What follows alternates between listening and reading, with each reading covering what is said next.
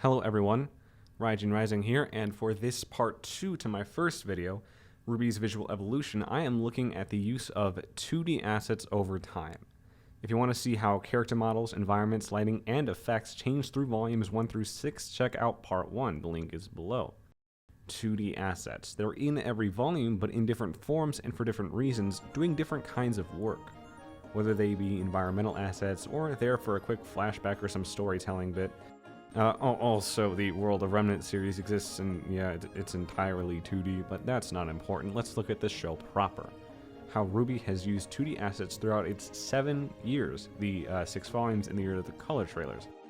The 4 categories here are 2D environments, 2D character models, 2D effects, and what I will call 2D narrations. I'll look at them in that order. So first, 2D environments. The color trailers made use of them, most noticeably the black one. All of these trees only have 2 sides, but you're not made to notice that since they're all facing the camera. In this environment is a giant cylinder with 2D trees sliding up it as Blake and Adam appear to slide down. That's one primary reason RT Animation uses 2D in RWBY, if they only need to use it once or show it from just one angle.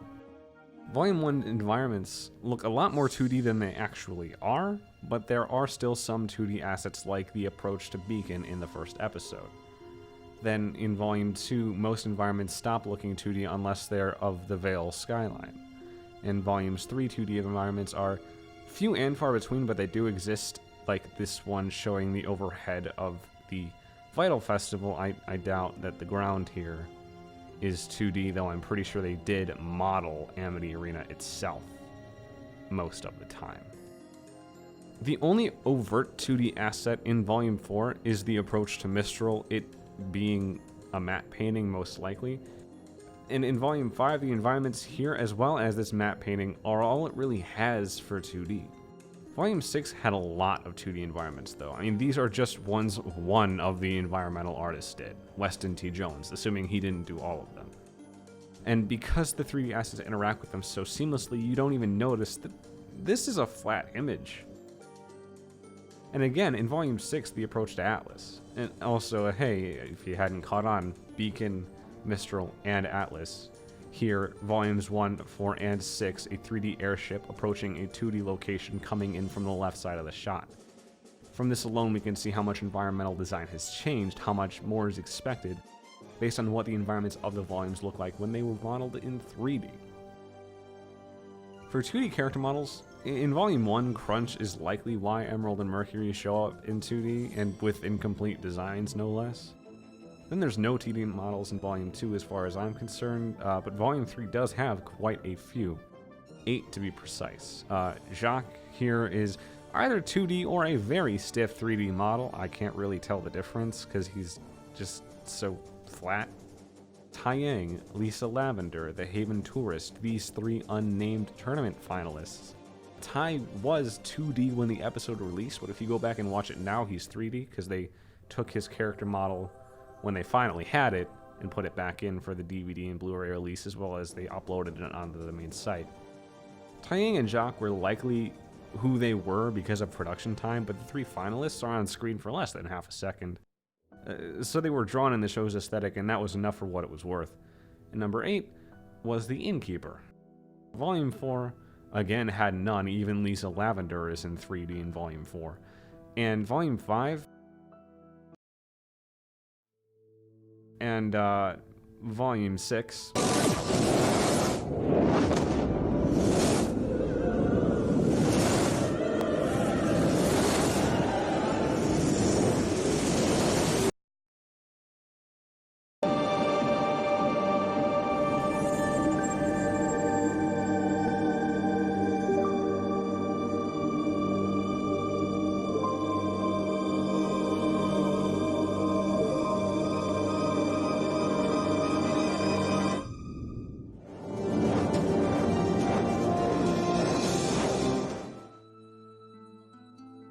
"2D effects I have the least to say for. Surprise Volume 1 had the most.